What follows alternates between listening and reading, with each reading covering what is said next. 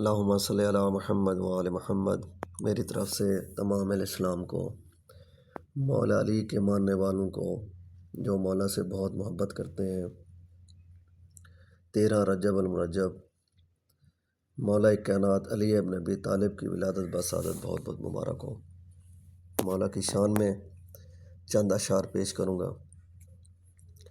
हो अली वर्ग ज़माने ते कोई पीर विखा मैनू, अली वर्ग ज़माने ते कोई पीर विखा मैनू, अली पाक मुहम्मद दा, अली पाक मुहम्मद दा कोई वीर विखा मैनू, अली वर्ग ज़माने ते कोई पीर विखा मैनू, अली वर्ग ज़माने ते कोई पीर विखा मैनू।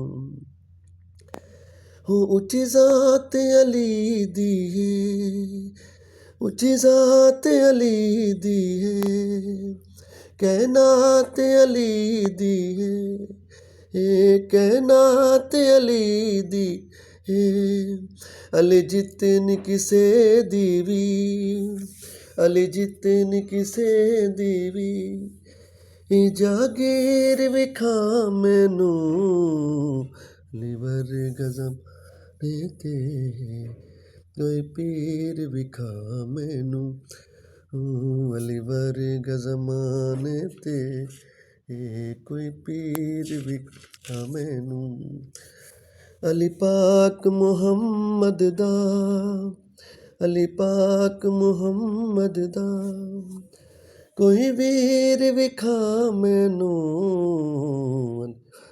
ज़माने ते कोई पीर विखा मैनू, अली वर्ग ज़माने ते कोई पीर विखा मैनू।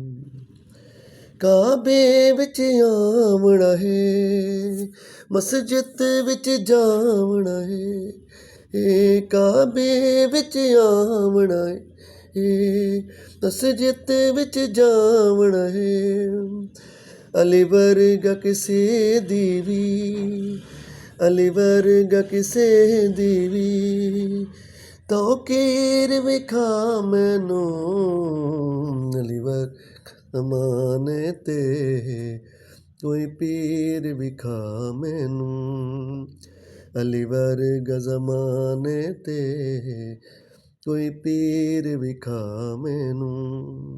अल्लाहुम्मा सल्ली अला मुहम्मद व आले मुहम्मद।